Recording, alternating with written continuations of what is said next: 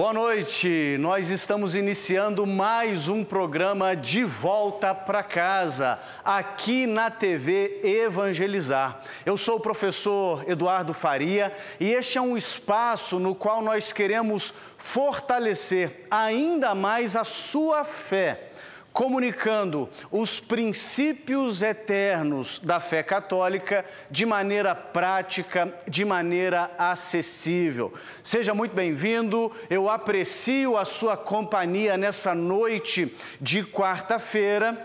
E hoje, como nós fazemos em todo início de programa, nós vamos conversar sobre algum ponto da nossa fé que muitas vezes não é bem compreendido e por vezes é até mesmo atacado. Lembre-se que este é o primeiro programa da TV brasileira focado em contar a história daquelas pessoas que caminhavam distante do rebanho da Santa Igreja, estavam em comunidades separadas, mas um dia decidiram retornar para casa, um dia retornaram para o lar. Hoje eu quero conversar com vocês sobre um tema que é muito mal compreendido, que é a importância das Escrituras na vida de um católico.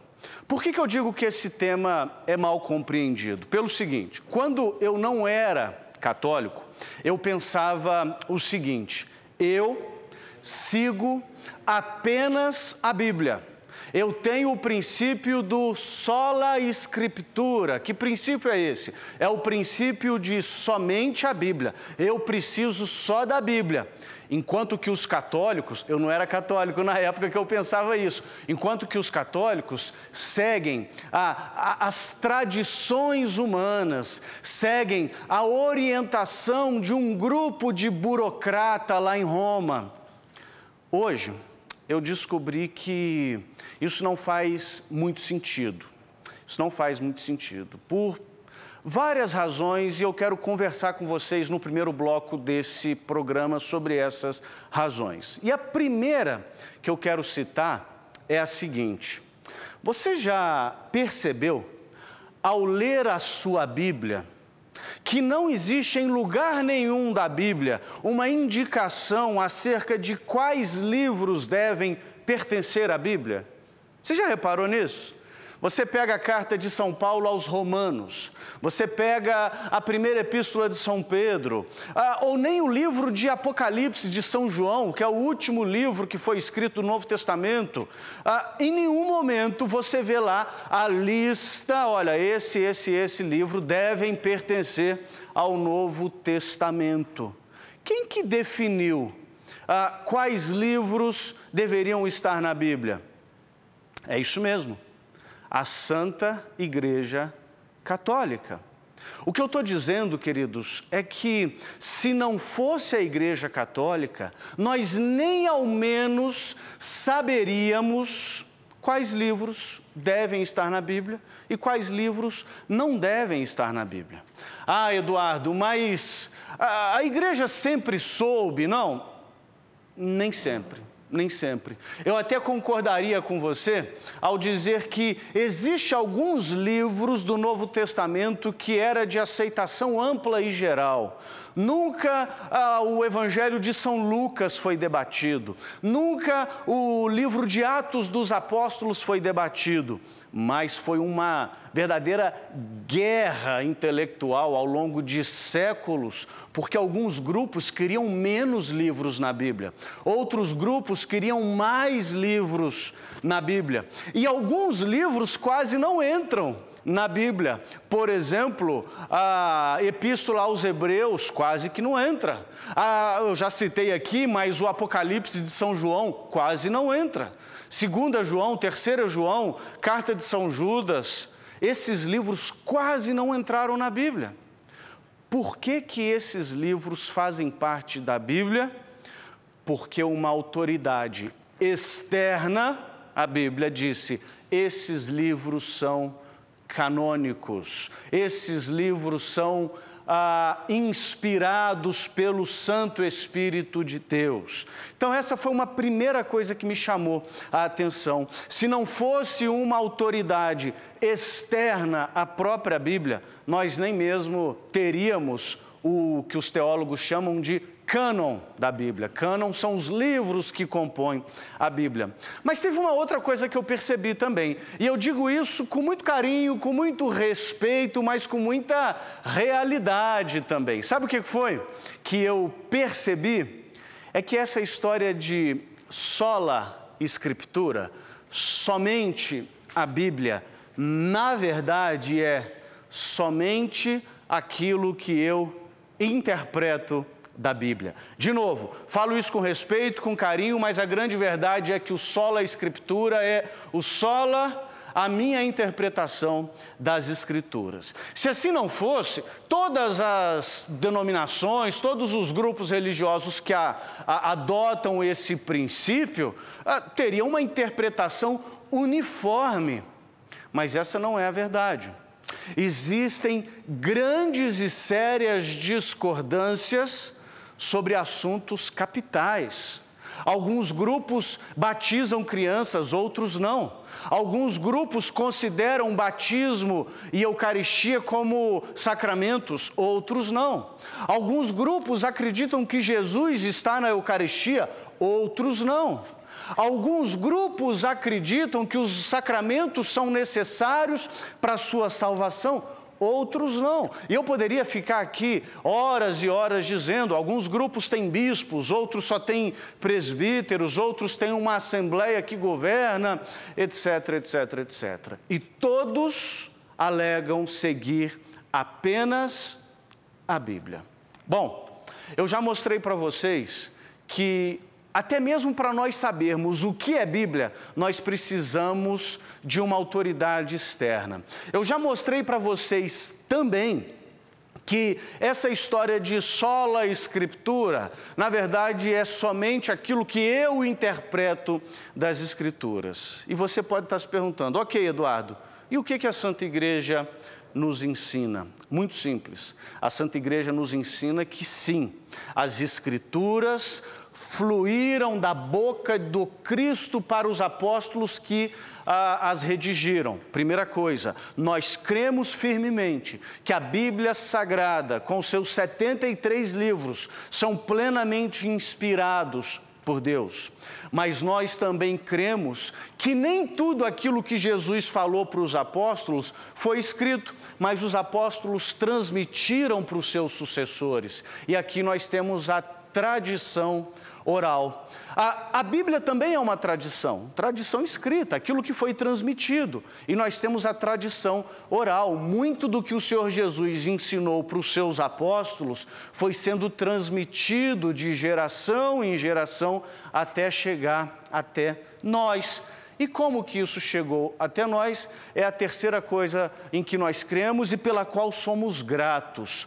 Nós cremos também que existe um magistério da Igreja, um conjunto de bispos unidos ao Santo Padre, que são sucessores dos apóstolos, e nós confiamos na promessa de Jesus, de que eles são guardados pelo próprio Espírito Santo, para, ao longo desses 2000 anos, guardarem o depósito da fé, de modo que, em 2000 anos de igreja, nunca o magistério da igreja, que tem esse carisma de interpretar corretamente as Sagradas Escrituras, nos ensinou alguma coisa contrária à vontade de Jesus. Percebam então que nós devemos dizer em alto e bom som, com muita alegria, eu creio na Bíblia, eu creio na sagrada tradição e sou grato a Deus pelo magistério da igreja, servos da Bíblia e da tradição que ensinam o seu rebanho. Não saia daí, porque no próximo bloco eu vou conversar com o padre Fábio Carlos Bosco.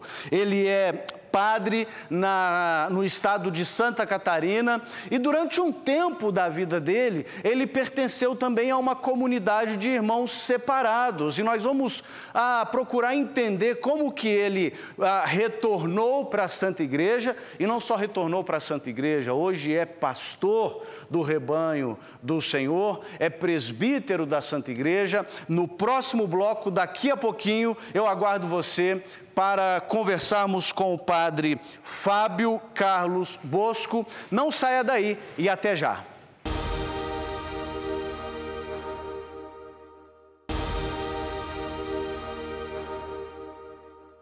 Estamos iniciando o segundo bloco do programa De Volta para Casa, aqui na TV Evangelizar. Eu sou o professor Eduardo Faria e, como você já sabe, nesse bloco é aquele momento em que a gente conversa com aqueles irmãos e irmãs que retornaram para casa, que voltaram para a Santa Igreja. E hoje eu tenho um convidado muito especial. Está conosco o padre Fábio Carlos Bosco. O padre Fábio tem 40 anos de idade, é natural de Joinville. Ele também caminhou em outros apriscos, mas retornou para a Santa Igreja. Hoje é presbítero da Santa Igreja e vai nos contar um pouquinho da história de conversão dele, mas também sobre a vocação dele. Padre Fábio, por favor, muito obrigado pela sua presença. A sua presença muito nos honra. Nós sabemos que vida de sacerdote é corrida e o senhor ter aberto uma vaga aí na sua agenda para estar conosco muito nos alegra. Seja muito bem-vindo. Pode sentar. Padre Fábio, eu apresentei aqui, disse que o senhor é de Joinville, mas o senhor é pároco em qual cidade? Eu sou... Boa noite a todos, né? Boa noite a você também. Obrigado. Eu sou pároco na paróquia Nossa Senhora Aparecida, na cidade de São Bento do Sul, em Santa Catarina. Mais ou menos 1 hora da sede da diocese, que é Joinville. A diocese que o senhor pertence é a diocese Isso, diocese de Joinville. De Joinville. Isso. Tá. Eu queria fazer algumas perguntas para conhecer a sua história, para o público conhecer a sua história, mas eu já vou fazer uma pergunta lá na frente na sua vida. Okay. Como que foi a vocação para o sacerdócio? Bom, primeiramente, a vocação para o sacerdócio, ela se dá porque eu, nesse retorno para casa, né, para a paróquia, onde na época nem era ainda uma paróquia, próximo ao bairro da minha família, onde residem até hoje, eu senti um chamado para trabalhar muito na igreja. E comecei a desenvolver muitas atividades, pastoral da comunicação, trabalhar com a juventude, liturgia, e ali eu fui conhecendo a igreja de fato como ela é. E isso fez com que eu tivesse um desejo de me dedicar mais ainda aos trabalhos da igreja, principalmente no âmbito da evangelização, de querer trazer pessoas, assim como um dia eu estive fora, de querer trazer pessoas, católicos que não são atuantes e aqueles que talvez não conheçam a Igreja Católica de fato como é. Ali se deu a vontade de eu ir para o seminário, né? Conhecer esse processo vocacional, porque entrar no seminário não quer dizer que vai ser padre. Entrar no seminário exige um tempo de caminhada, um tempo de muita pesquisa, de muita atenção a tudo que a igreja também nos ensina, e ali acontece o discernimento. E foi a partir desse discernimento, após um longo trabalho na igreja, que eu resolvi entrar no seminário. E sempre digo que a vocação não é minha, né? A vocação é de Deus, colocada em algumas pessoas, mas a resposta pode ser nossa. Mas que bonito, né? A vocação brota no contexto do serviço na paróquia local. Exatamente. Esse querer entregar-se inteiramente, né? Penso que esse é o primeiro caminho e deve ser para todos os jovens, para todos aqueles que querem. A gente colocar-se à disposição da igreja, nesse conhecimento de tudo aquilo que ela nos apresenta. E mais bonito ainda é quando a gente vê que, se nós quisermos, a gente pode perceber que descobrir o caminho da Igreja de Jesus muitas vezes, ou depende muito mais daquele que tem essa vontade do que daquilo que vem de fora. Porque é uma pesquisa nossa, é uma busca constante nossa para saber onde seguir, né? Perfeito. Bom, então vamos agora voltar no tempo e eu quero conhecer um pouquinho sobre a sua caminhada antes de retornar para casa? O senhor me dizia que nasceu num lar católico, é isso? Nasci num lar católico, eu sou de 1982, então nasci numa família... Um ano mais novo do que eu. Um ano mais novo, tá bom. Eu nasci numa família que, por tradição católica, então, batizados, primeira comunhão, crisma. No entanto, nunca a participação ativa nas missas, nos eventos, nos encontros, isso nunca aconteceu. Então, eu venho de uma família dos meus pais e de outros pais, dos meus tios, enfim, que sempre se disseram católicos, colocaram os filhos todos para receber os sacramentos iniciais da vida cristã, mas nunca com acompanhamento de vida de igreja. Então, eu nasci católico, cristão católico, mas nunca fui assim de uma vida muito participativa com a minha família. Então, a minha madrinha de batismo, ela acabou não sei se a palavra correta seria se convertendo ou desconvertendo, ela saiu da Igreja Católica e foi para uma igreja denominada Igreja Quadrangular, né? E, de fato, uma igreja que pregava muito bem o Evangelho, ensinava muito bem, como faz o trabalho até hoje, mas eu comecei a frequentar esta igreja e passei a perceber que havia algumas coisas que ela não me dava como resposta. Então, nunca questionei dentro desta igreja, nunca fui até o pastor, nunca fui até a minha madrinha, nunca quis colocar ninguém à prova de nada, mas percebia que pela minha dimensão do querer sempre saber mais sobre a igreja que eu havia deixado ou abandonado, eu mesmo deveria fazer esse trabalho de retorno. E daí, a partir desse momento, começa o meu retorno para a Igreja Católica, né? Eu passo a não frequentar mais essa igreja que fiquei por 3 anos e começo a ir, durante a semana, uma vez, fui a uma missa. A paróquia ainda era deoniana, ainda era cuidada pelos padres do Coração de Jesus, depois passou a ser uma paróquia diocesana, como é até hoje, a paróquia Divino Espírito Santo. E lá, numa missa durante a semana, eu percebi que alguém lá na frente convidava para um trabalho pastoral. E como eu tinha muita curiosidade, no final da missa eu fui me colocar à disposição e o convite era para ser catequista. E eu sabia que não tinha bagagem para ser catequista, mas eu queria iniciar esse trabalho para ser um catequista na igreja. A partir dali é o meu retorno para a Igreja Católica. Mas quando o senhor foi para a Igreja do Evangelho Quadrangular, o que te atraiu primeiramente lá? O que me atraiu foi justamente a forma como se pregava, de uma forma que... E isso é bastante evidente até hoje. Eu costumo sempre dizer que o português ele nos confunde um pouco às vezes e é falho porque não há palavras para a gente identificar. Mas costumo dar sempre um exemplo assim, usando uma metodologia de mercado hoje, o que não é o correto para a nossa fé, mas é o que eu costumo dizer. Que em muitos lugares por aí existe uma propaganda muito grande, no entanto, o produto ele não existe e não é da forma como poderia ser. E nós, católicos, pecamos justamente nisso, por termos o produto, no entanto, falhamos muito, legítimo, único.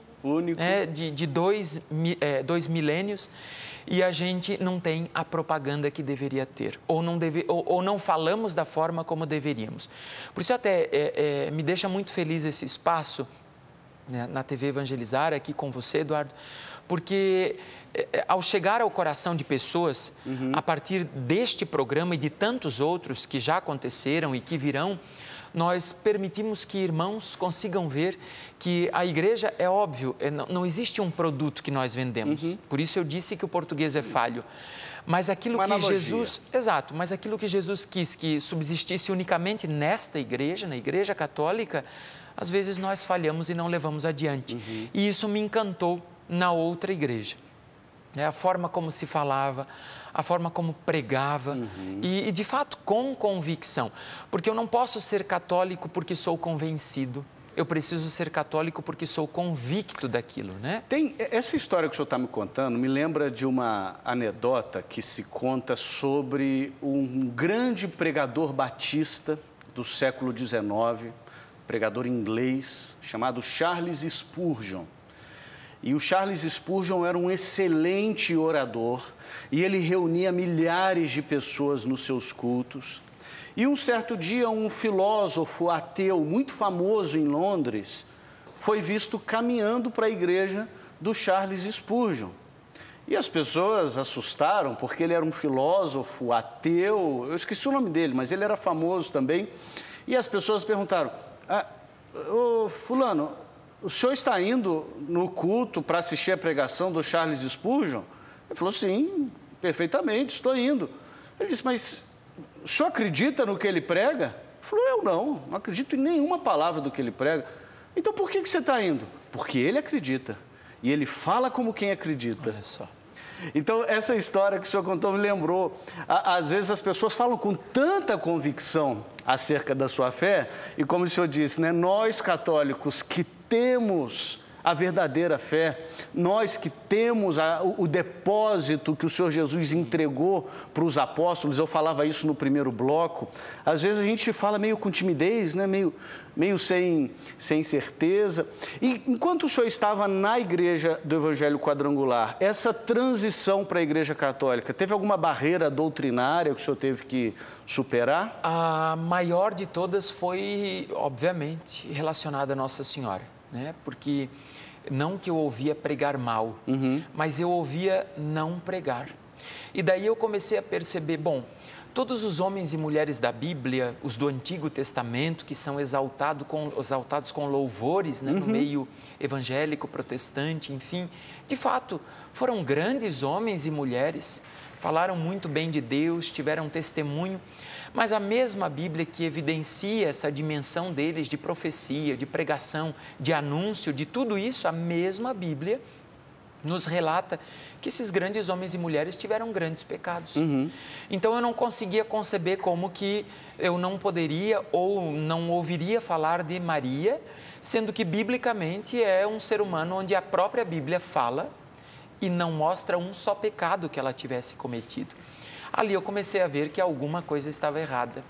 E nesse meu retorno para a Igreja Católica, num grupo de jovens, com os jovens, na época o grupo chamava-se Nova Jerusalém, este grupo de jovens, no mês de maio, colocou uma pregação sobre Maria. E ali foi a minha grande divisão, né? O que eu vou fazer agora? Porque de Jesus eu tinha certeza que existia, mas eu queria sentir a presença de Maria. Então, depois do término do grupo, ao retornar para casa, ao dobrar o meu joelho no meu quarto e fazer a minha oração antes de dormir, eu pedi a Deus que, pela ação do Espírito, qualquer situação que acontecesse ali, ou manifestação naquele local onde só estava eu, deveria ser não para me provar, porque Deus não precisa provar nada a ninguém, mas que para que eu conseguisse compreender que, de fato, Nossa Senhora existe tanto quanto os católicos anunciavam.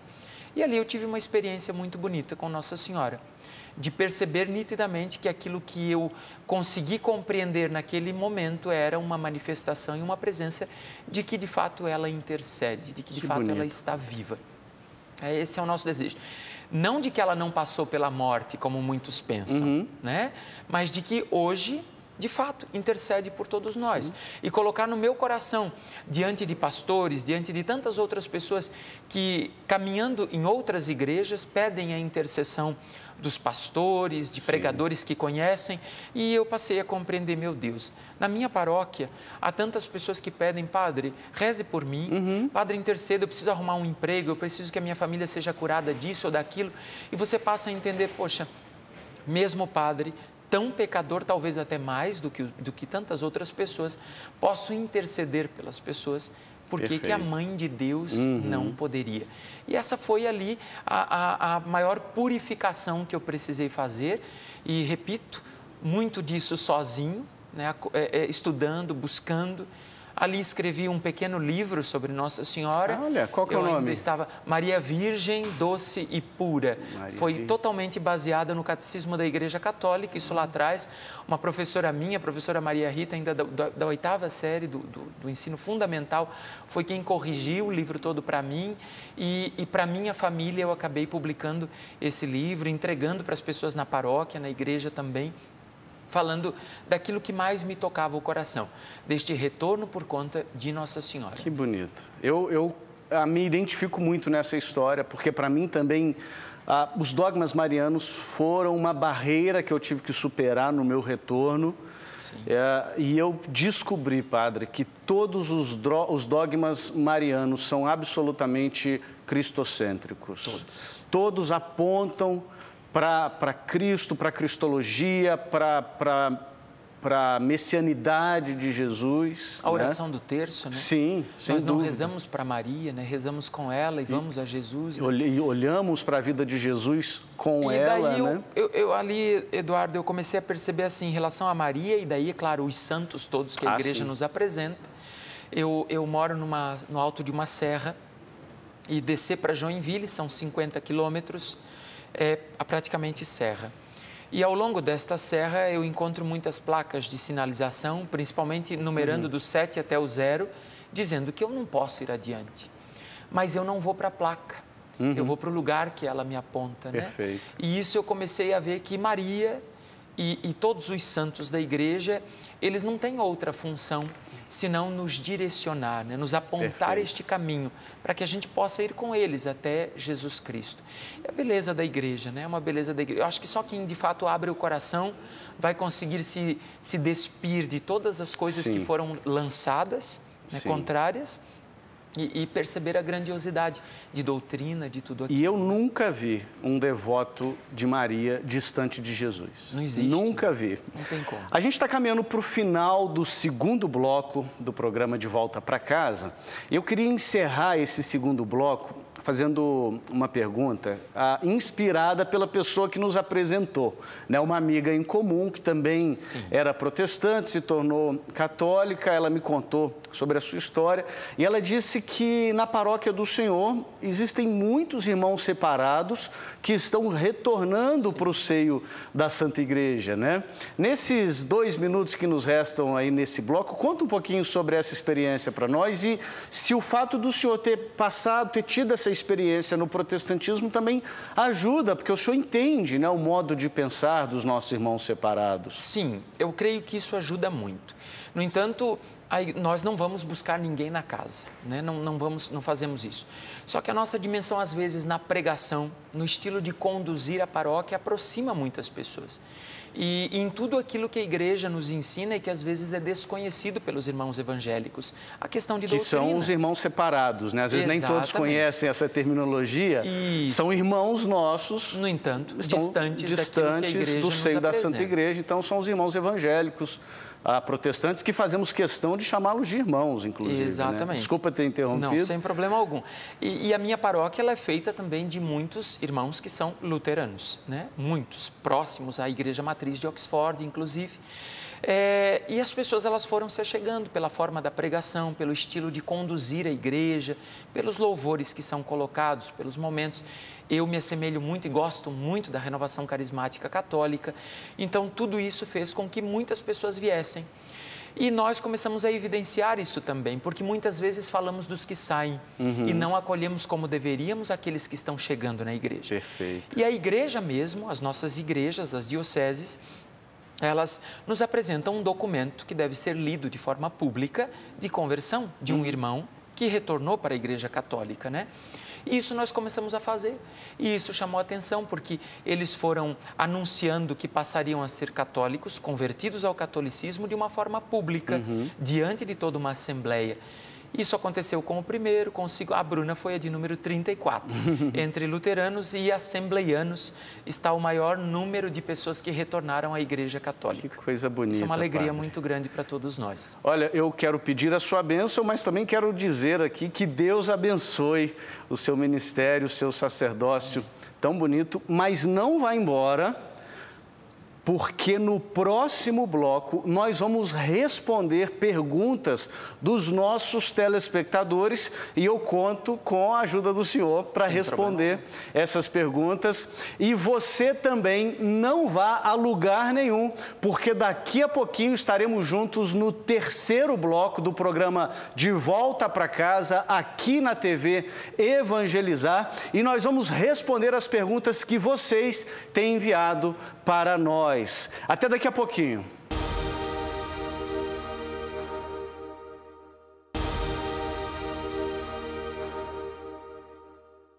Estamos iniciando o terceiro bloco do programa De Volta para Casa, aqui na TV Evangelizar. Eu sou o professor Eduardo Faria e todas as quartas-feiras, às 8 horas da noite, nós temos um encontro marcado para conhecer a história de irmãos e irmãs que caminhavam distantes do rebanho do Senhor e um dia retornaram para casa, voltaram para o seio da Santa Igreja.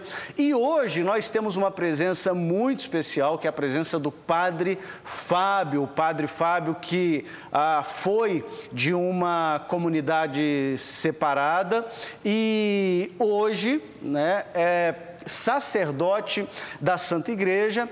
E como você já sabe, você que nos acompanha já sabe, o terceiro bloco é o momento no qual nós vamos responder as perguntas que vocês enviam para nós e eu vou ter aqui a ajuda do Padre Fábio para responder essas perguntas.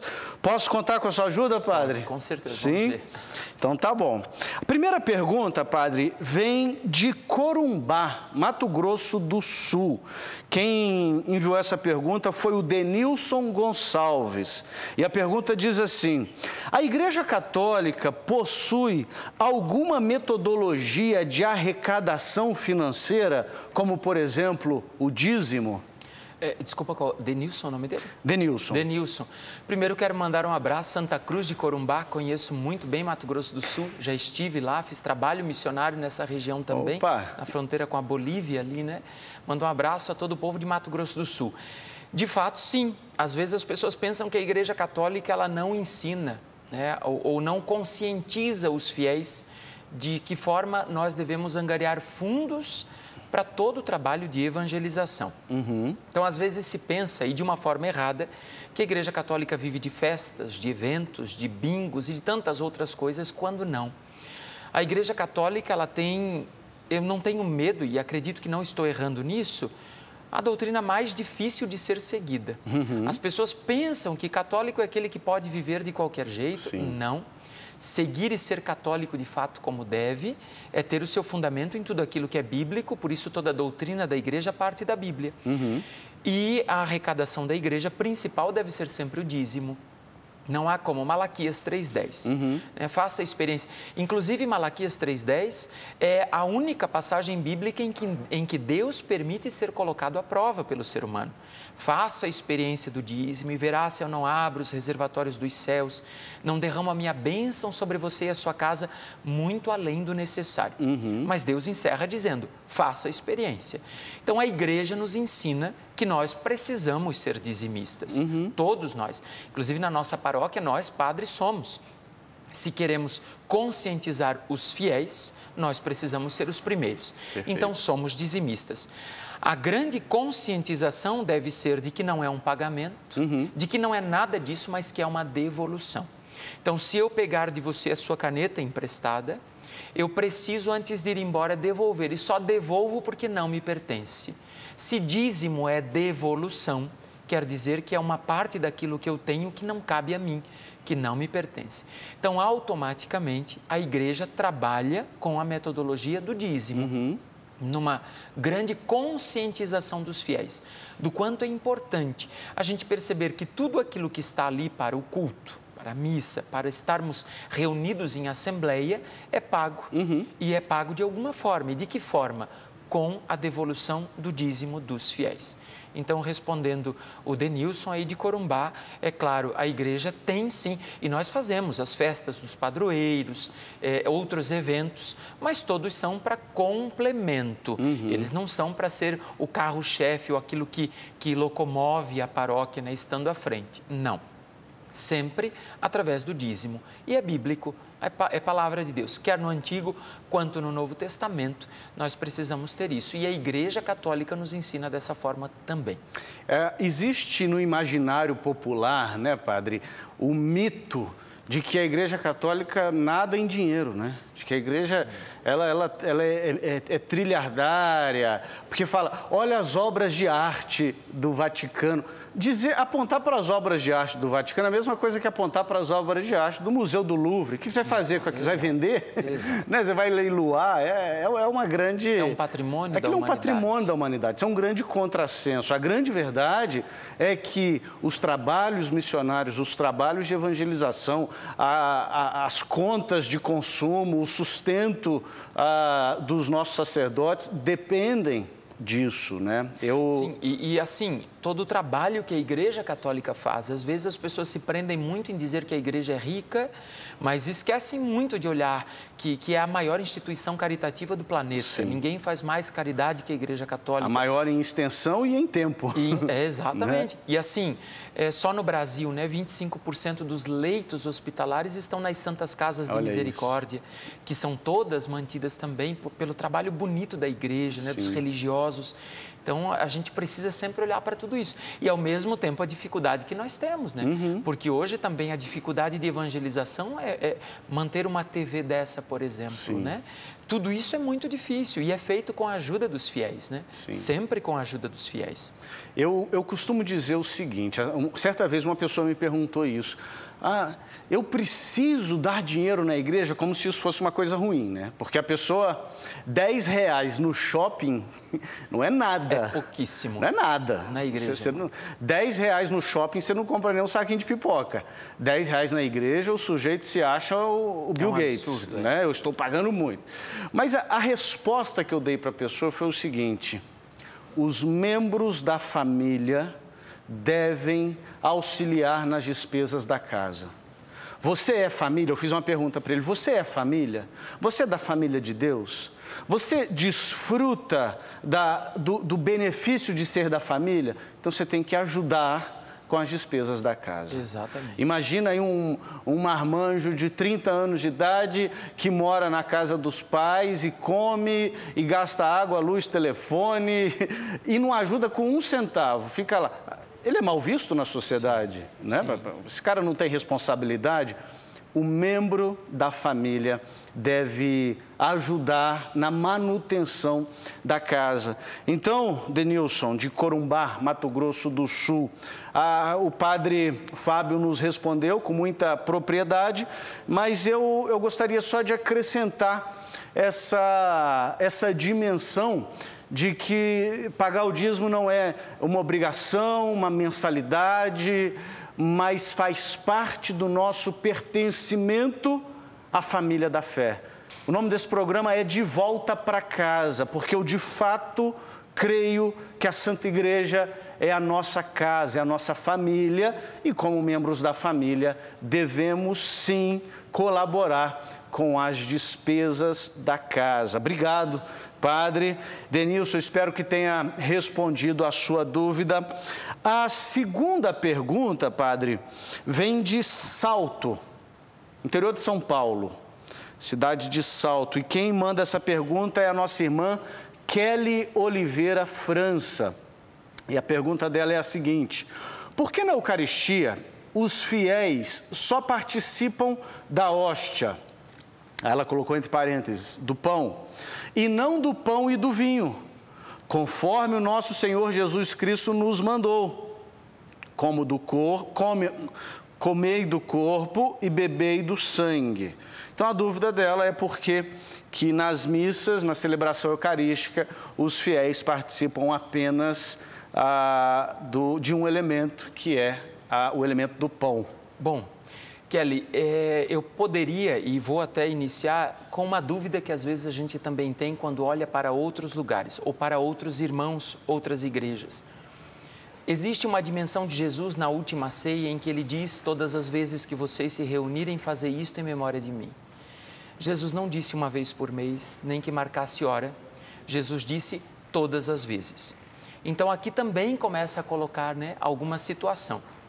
Nós entendemos perfeitamente que não existe 50% de Jesus no vinho transubstanciado em sangue e 50% no pão transubstanciado em carne. No corpo de Cristo existe a plenitude, corpo e sangue, alma e divindade de nosso Senhor Jesus Cristo. Em ambos os elementos. Ambos os elementos. A igreja não tira de nós a comunhão sob duas espécies. Existem muitas paróquias no Brasil que, dependendo do bispo, das dimensões pastorais, do cuidado que se deve ter com a Eucaristia, porque para nós a Eucaristia não é uma representação. Para nós, a Eucaristia é, de fato, o corpo de Cristo. Tanto que, assim que nós todos comungamos, as reservas, ou aquilo que foi colocado a mais e consagrado a mais, precisa ser guardado num lugar de dignidade, que nós até temos num formato de um cofre, como se nós guardássemos ali o nosso maior tesouro deixado à igreja. Com o vinho transubstanciado em sangue, nós nunca temos a dimensão de quantidade de pessoas, não há como guardar a reserva do vinho depois, porque ele vai deteriorar, ele vai estragar, mas a igreja reserva para uma primeira comunhão, o padre pode intingir o corpo de Cristo no preciosíssimo sangue dele e colocar na boca do fiel, que está recebendo pela primeira vez a Eucaristia, né? Num casamento, em outros momentos de reunião da igreja, numa missa de Corpus Christi. A igreja tem essas dimensões todas. Só que para nós, o cuidado que nós precisamos ter com a Eucaristia é tamanho que com o vinho, com o sangue, o cuidado teria que ser ainda mais redobrado. Então, por esse motivo, só que isso não diminui em nada. A única situação aqui é que nós cremos que em plenitude. Tomai e comer, isto é meu corpo, tomai e bebei, isto é o meu sangue. Então, Jesus dá para nós esta dimensão de serviço, nós precisamos abraçar e todas as vezes que nós nos reunirmos, devemos fazer isso em memória dele. Então, todas as vezes, se nós tivermos 10 missas hoje neste santuário, nas 10 missas nós estaremos reunidos em nome de Jesus e estaremos ali com a Santa Ceia ou com a ceia eucarística. Então, precisamos olhar desta forma. Não há nada que a igreja impeça de o padre intingir e levar até a boca do fiel. Essa seria a forma correta, para não pingar o sangue precioso de Cristo pelo corredor da igreja, assim como a gente pede que quando a comunhão é somente na dimensão do corpo, que também olhe para ver se não ficou nada, nem um pedacinho, uma partícula, por menor que seja, na palma da sua mão, para que você possa levar até a boca e comungar. Então assim, dizer para Kelly, obrigado pela pergunta. Eu sou católico, Kelly, há 3 anos e eu já comunguei as duas espécies algumas ocasiões, que o celebrante achou conveniente. Então, eu já comunguei tanto a hóstia quanto o vinho em algumas ocasiões. Mas essas pontuações do padre foram muito certeiras, Kelly. Primeira pontuação: se você está comungando apenas na hóstia, saiba que você está comungando corpo, sangue, alma e divindade. E, inclusive, padre, se a pessoa tiver alguma doença celíaca, ela tiver alguma intolerância ao glúten, ela pode comungar somente o vinho, porque ela também está comungando corpo, sangue, alma e divindade. E o risco de profanação da Sagrada Eucaristia no vinho é muito maior, né? Maior. Então, temos Agora, que tem uma outra questão aqui, com isso eu encerro essa resposta, né? Não podemos esquecer nunca de que o padre, antes da consagração, na apresentação das oferendas, existe uma bebida que é comum à humanidade inteira, que é a água. E o padre sempre coloca uma gota de água no vinho, ou seja, a nossa humanidade sendo lançada na divindade de Cristo. Então, nós nunca podemos esquecer desta dimensão também. Maravilhoso, maravilhoso. E lembrando que, de vez em quando, eu gosto de tomar um vinhozinho com a minha esposa, sabe, padre? Certo. E eu nunca coloquei o vinho, nem do mais baratinho, num copinho de plástico. Porque a gente sempre quer celebrar numa taça digna, né? Então, a gente precisa ter essa dimensão também de que é o próprio sangue do nosso Salvador e precisa ser tratado com dignidade. Padre Fábio, muito obrigado pela sua presença aqui conosco. Eu vou despedir da nossa audiência e assim que eu terminar, eu vou pedir para o senhor deixar uma bênção para a nossa audiência. O senhor pode olhar para a câmera 2 quando eu terminar e manda uma bênção para o lar dos nossos telespectadores, com muito carinho, e eu sou muito grato, peço a sua bênção também, muito grato pela sua presença. Deus te abençoe, meus irmãos, que Deus guarde vocês. Muito obrigado pela sua presença aqui, pela sua companhia nessa noite de quarta-feira. E eu aguardo você quarta-feira que vem, às 8 horas da noite, aqui na TV Evangelizar, para mais um programa De Volta para Casa. Padre Fábio, por favor, deixe uma bênção com os nossos telespectadores. Que Deus possa, assim, abençoar você, a sua família, os irmãos de outras denominações que nos acompanham agora, a você, Eduardo, pelo espaço aqui, a TV Evangelizar, que Nossa Senhora possa ser sempre a nossa grande intercessora. Em nome do Pai, e do Filho e do Espírito Santo. Amém. Amém.